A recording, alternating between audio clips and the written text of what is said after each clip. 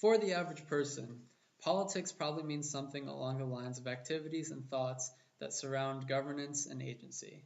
That is, unless you're Achille Mbembe, whom, in the spirit of Hegel and Vital, theorizes that the modern state of politics is one of death. Death that lives a human life, to be precise. Mainstream political discourse insists on a separation between that which is of nature and that which belongs to humanity. But Mbembe and Hegel believe that it is this negation that gives death sort of this human characteristic that is embodied through politics. So, therefore, politics is the act of letting someone live and making someone die, or vice versa. The political opposite of death, and the means by which it is employed, is not synonymous with the literary and biological opposite of death. The political opposite of death can be seen as sovereignty. This isn't to say that the sovereign is immortal, but, according to Vital, the sovereign is a world in which the limit of death is done away with. Death is present in it, but its presence defines that world of violence. But while death is present, it is always there to be negated, never for anything but that. The sovereign is he who is as if death were not. He has no more regard for the limits of death. He is the transgression of all such limits. The sovereign negation of death therefore gives death a political life. And we have come full circle. Except not really. Mbembe's piece was not written that long ago, but we still have to wonder what the face of the sovereign looks like today, given the rise of worldwide neoliberalism. And that isn't to say that the sovereign state all of a sudden vanished in 1970, but it's more to wonder how exactly the sovereign operates. Is it just necessarily a national boundary, or does it encompass something more? To dig further, let's take a look at vertical sovereignty, which, as Mbembe describes, is mobility constructed by a physical boundary in which the threat of violence and the reality of segregation are delineated by an X and a Y axis, in which, in Mbembe's own words, there is no continuity between the ground and the sky. Even boundaries in airspace are divided between low and upper layers. Everywhere, symbolics of the top are reiterated. However, this in particular isn't the case of sovereign power gone awry. Mbembe often alludes to the Israel-Palestine conflict, and weapons are sold to Israel through a cooperation of sovereign and corporate and industrial enterprises.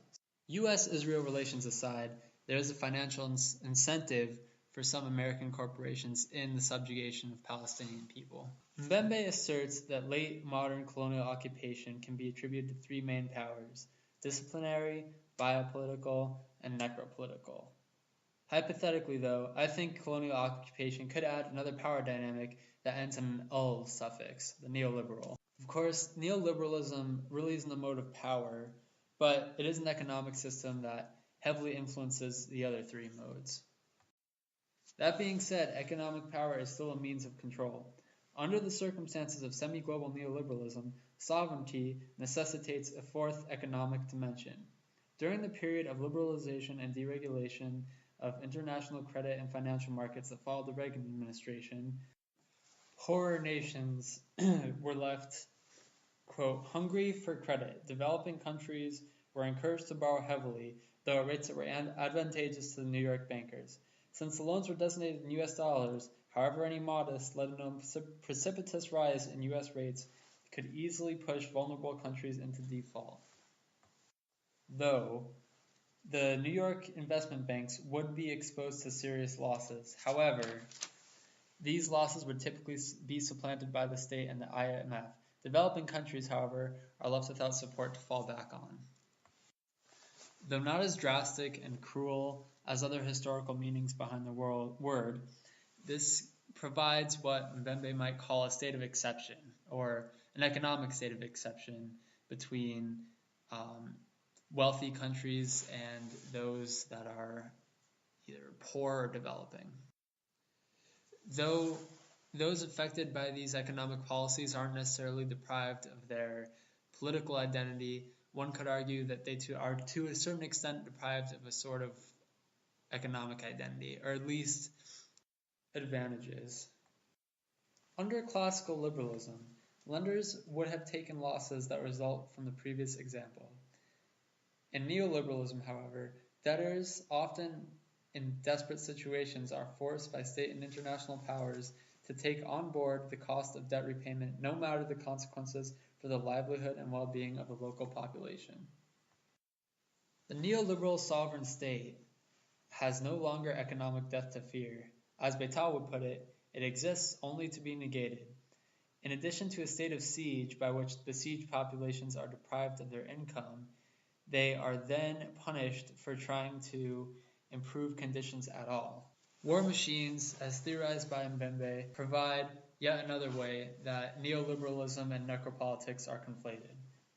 War machines are described by Mbembe not as tanks and drones, but organized and aimed men whom split up or march with one another depending on the tasks to be carried out and the circumstances. Under a neoliberal world order, war machines are equally as applicable to multinational organizations who employ NGOs to safeguard things such as conflict minerals, in the case of Apple, by means of force to ensure profit, forming direct connections with transnational networks. The wealth that is leached from both the land and labor of the people in developing countries feeds a parasite that has all the functions of Beital's sovereignty without what Harvey calls parameters of the nation-state.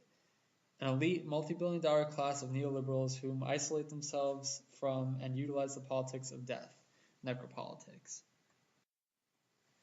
As fewer and fewer corporations and financial institutions secure their grasp on the world economy, and rows of identical, mass-produced products line the boundless aisles of your local Walmart, neoliberalism can seem to have an almost immortal quality to it.